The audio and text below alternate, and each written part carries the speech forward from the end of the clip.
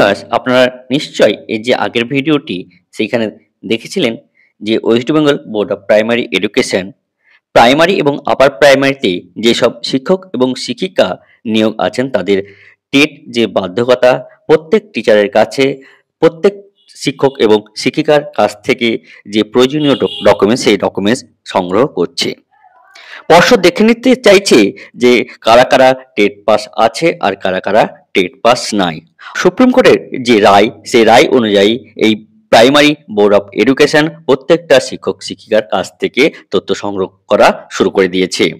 এই ডেটটা নিশ্চয়ই দেখতে পাচ্ছেন যে 22/9/2025 তারিখে এই যে নোটিফিকেশন এই নোটিফিকেশন জারি করা হয়েছিল এবং এই সম্পর্কে পুরো ডিটেলস আমরা এর আগের ভিডিওতে আলোচনা করেছিলাম এবং সেখানে আমরা আলোচনা করেছিলাম যে এইখানে যে 214 থেকে 219 নাম্বার যে সুপ্রিম কোর্টের অর্ডার সেই অর্ডার কপিতে কি কি বলা আছে।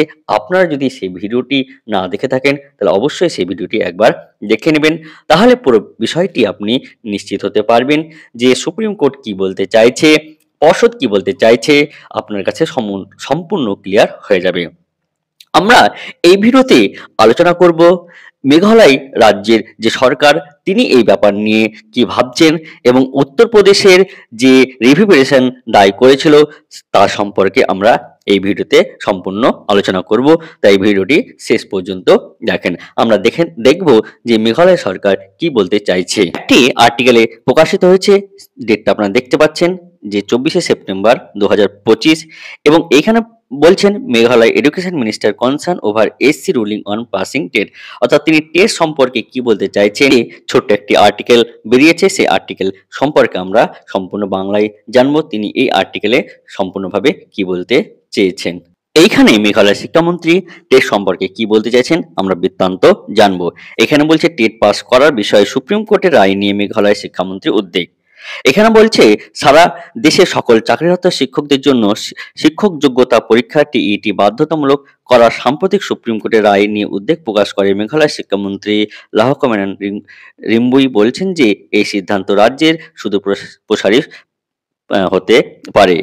আঞ্জুমান ইসাত ই তালিম ট্রাস্ট বনাম মহারাষ্ট্র সরকার এবং অন্যান্য মামলায় শীর্ষ আদালত প্রথম থেকে অষ্টম শ্রেণীর সকল চাকরিরত শিক্ষককে তাদের পদ ধরে রাখার জন্য এবং পদোন্নতির জন্য টেট পাস করার নির্দেশ দিয়েছেন। এই সিদ্ধান্তের পূর্ববর্তী প্রভাব রয়েছে যে সব শিক্ষক ইতিমধ্যে 20-25 বছর চাকরি করছেন তাদের এখন 2 বছরের মধ্যে টেট পাস করতে হবে। শুধুমাত্র মেঘালয় এই আদেশ 10,000 থেকে 15,000 যে শিক্ষক বা শিক্ষিকা কি হতে পারেন তিনি এই মেঘালয়ে প্রবাহিত হতে পারেন। এর আগে আমরা দেখেছিলাম কেরালা, মহারাষ্ট্র, উত্তরপ্রদেশ অর্থাৎ প্রত্যেক রাজ্যের যেগুলো বড় রাজ্য সেখানে 1 লাখ, 1.5 লাখ, 50,000 এবং যেহেতু মেঘালয় ছোট রাজ্য তাও সেখানে 10 থেকে 15,000 শিক্ষক শিক্ষিকা কিন্তু এই যে রায় তার প্রভাব পড়তে চলেছে।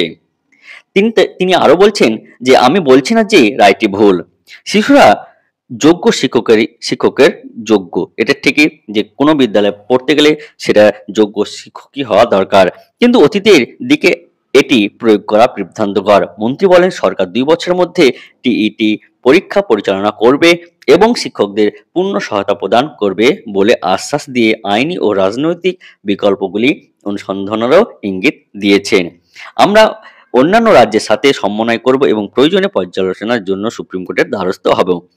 তাহলে এই লাইনটা কিন্তু যে মেঘালয়ের যে শিক্ষামন্ত্রী তিনি তার মন্তব্য জানিয়ে দিয়েছেন যে তিনি অন্যান্য রাজ্যের সাথে প্রয়োজনে যোগাযোগ করবেন, না হলে তারা কিন্তু হবে সুপ্রিম কোর্টের দ্বারস্থ হবে, অর্থাৎ তারা রিভিউ পিটিশন কিন্তু যাচ্ছে।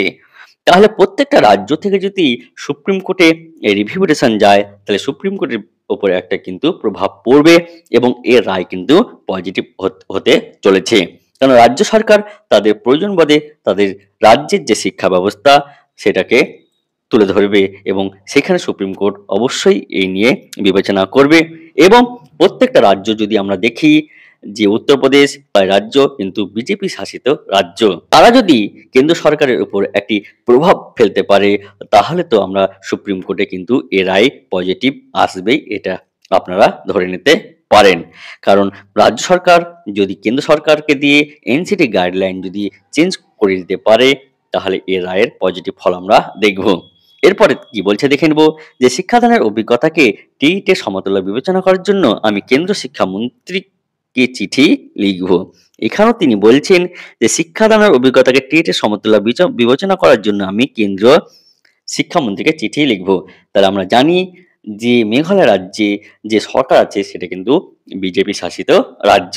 সুতরাং তারাও এই বিজেপি কেন্দ্র সরকারে যারা আছে তারা কিন্তু বিজেপি সরকার। তাই দুই রাজনৈতিক দল একই হওয়াতেও এই টেটের যে রেজাল্ট সেই রেজাল্ট কিন্তু অন্য আসতে চলেছে। বলছে রাজ্য শিক্ষা বিভাগ শিক্ষকের সংখ্যা, তাদের যোগ্যতা, চাকরির বছর এবং টেটের অবস্থা মূল্যায়নের জন্য জেলা শিক্ষা কর্মকর্তাদের কাছ থেকে তথ্য চেয়েছেন। আমরা দেখেছি এরকম তথ্য ওয়েস্ট বেঙ্গলও কিন্তু শুরু হয়ে গেছে। প্রত্যেকটা শিক্ষক শিক্ষিকার কাছ থেকে তাদের যে তথ্য সেই তথ্যগুলো এক্সেল আকারে কিন্তু চেয়ে পাঠিয়েছেন। আপনারা যদি সেই ভিডিওটি না দেখেন তাহলে ডিসক্রিপশন বক্সে ওই ভিডিও লিঙ্ক দিয়ে দেবো, সেখান থেকে আপনারা দেখে নিতে পারেন। এরপর আমরা আলোচনা করব যে উত্তরপ্রদেশ সরকার যে রিভিউ পিটিশন করেছিল সেই রিভিউ পিটিশনের কি এখন অবস্থা। আমরা জানি যে রিভিউ পিটিশন করার পর সেই রিভিউ পিটিশনে একটা ভুল ধরা পড়েছে। সেই ভুল আমরা ৩/১১/২০২৫ তারিখের মধ্যে সুপ্রিম কোর্টের রেজিস্ট্রার ঠিক করতে বলেছে। তার মধ্যে যদি ঠিক হয়ে যায় তাহলে কিন্তু এই রিভিউ পিটিশনের শুনানির ডেটও কিন্তু শীঘ্রই চলে আসবে। এরকম ভিডিওর আপডেট পেতে অবশ্যই এই চ্যানেলটিকে সাবস্ক্রাইব করবেন এবং ভিডিওটি ভালো লেগে থাকলে অবশ্যই একটি লাইক করে দিবেন। তাহলে আজকের ভিডিওটা এই পর্যন্ত। এর পরের ভিডিওতে আপনার সাথে আবার দেখা হবে। ধন্যবাদ।